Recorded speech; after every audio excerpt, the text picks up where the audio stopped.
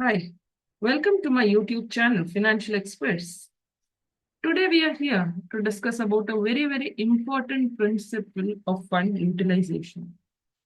You may be a banker, you may be a person in practice, or a person who's working in finance department.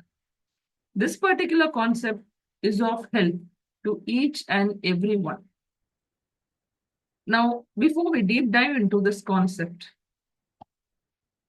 let me give you a small introduction about myself. My name is C.A. Anjana. I am a chartered accountant, an author, speaker, ex-banker, and I'm passionate about teaching. I have more than 15 plus years of experience working in banks, financial institutions, audit firms, and listed companies. I have authored the book From Mud to Amber, which talks about the struggles of a female banker and the way she adopted to establish her own business. My teachings have helped various working bankers in clarifying the banking concepts and have helped them in their day to day works. In my previous stint as a credit head of a PSU bank, I have I have handled a book size of more than 3,000 plus crores of MSME and corporate accounts. So, with this brief introduction, let's deep dive into the concept of fund utilization. Now, when we talk about fund utilization, there are four things that come into our mind. One is short-term liabilities, short-term assets, long-term liabilities, and long-term assets. Now, first, let us understand what are these terms. Now, short-term liabilities are those financial liabilities which are due within a year. Now,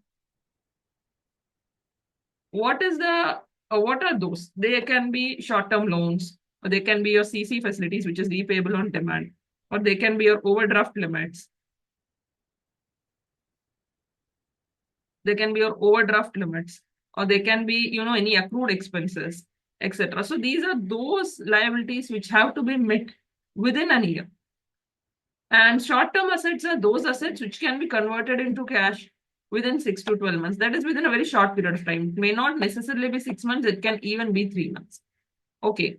Like this includes your closing stock, your stocks, basically, your debtors, your bills, receivables, etc. When we come to long-term assets,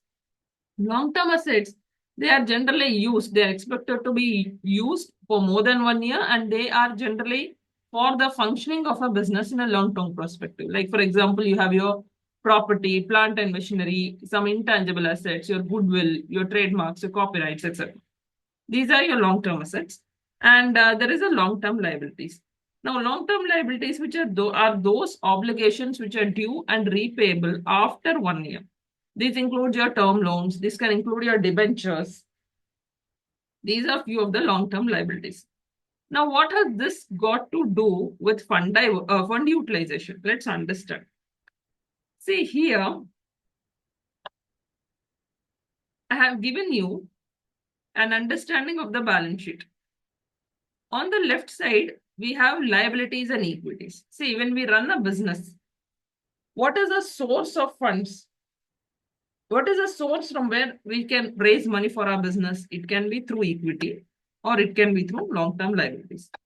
Now, equity can include your share capital reserves and all. Long-term liabilities will include your term loans, your lease liabilities. So, these are the sources of funds infused in a business on a long-term perspective.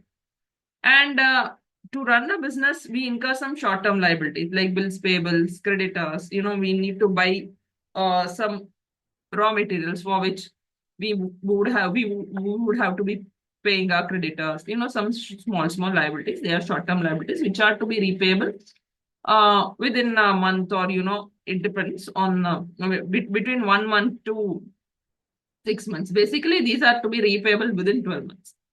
And on the other side, which is the asset side, we have our fixed assets. Fixed assets are your land and building, plant and machinery, and all other movables and immovable goods in the business. You have a long-term investments here. And you have short-term assets like your closing stock receivables, debtors, and short-term advances. Now, The basic concept here of fund utilization says that the long-term liabilities, this long-term liabilities can be used for long-term for procuring long-term assets. This is okay. Okay. So long-term liabilities can be used for the purpose of procuring long-term assets. This is absolutely fine. This is correct. This long-term liabilities can also be used for the purpose of short-term assets. That is, your term loan can be used for the purpose of procuring your stocks or for the purpose of payment of debentures. This is also fine. So just think, long-term liabilities can be used for the purpose of long-term assets as well as for the purpose of procuring short-term assets. Okay. And short-term liabilities can be used for the purpose of short-term assets. This is also correct. But this short-term liabilities should never be used for the purpose of long-term payments. This is called fund diversion. Why? Because this short-term liabilities is to be paid within a period of 3 to 6 months or 12 months or whatever is the period of your whatever are your agreed terms. Okay. Whereas on the other side, if this is used for the purpose of procuring a land and building or plant and machinery, then you will not be able to get funds for the purpose of paying your short-term liabilities. And this would lead to liquidity crunch in the business. These are one of the major mistakes made by businessmen. They are using the working capital, CC or overdraft limits for the purpose of achieving long-term goals of the business. Like if they use it for the purpose of procuring your land and building or plant and machinery, then it would amount to fund diversion. And this should never be done. This is the concept. Now let us understand it better using an example. For example, here, if we see in equities, liabilities and equity side, I have a share capital of 200 and a long-term liability of 300 rupees. So totally, I have long-term sources of 500 rupees. Okay. And I have a short-term liability of 200 rupees. On the other side, on the asset side, I have tangible assets of 300, long-term investments of 100, and short-term investments of short-term assets of 300 rupees. Now, this 500 rupees can be used for the purpose of procurement of this 300 rupees. That is fine. This is okay. This 500 can be used for the purpose of procuring this 300, or this 500 rupees can also go for procurement of your closing stock, receivables and all. This is also fine. So these two are okay. That is, long-term liabilities can be used for the purpose of long-term assets as well as for the purpose of short-term assets. This is fine. And short-term liabilities can be used for the purpose of short-term assets. This is also okay. But we can never use this 200 rupees for procuring this 300 rupees or this 100 rupees. This is wrong. This out of the portion of this 200 rupees, this 200 rupees can never be used for the purpose of procuring any land and building, plant and machinery, or for the purpose of any long-term investments. This is wrong. This is called fund diversion.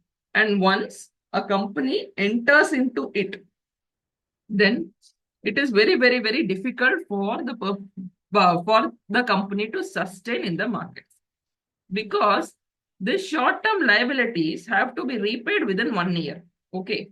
So hence, if we use this 200 rupees or the short-term liability for the purpose of meeting your long-term objectives in the business, then you might not have the funds to repay back these creditors or these bills payable, or for the purpose of repayment of your CC limits. Because these limits are to be repaid within 1 year, and these limits are the repayment, these assets and these long-term investments, etc.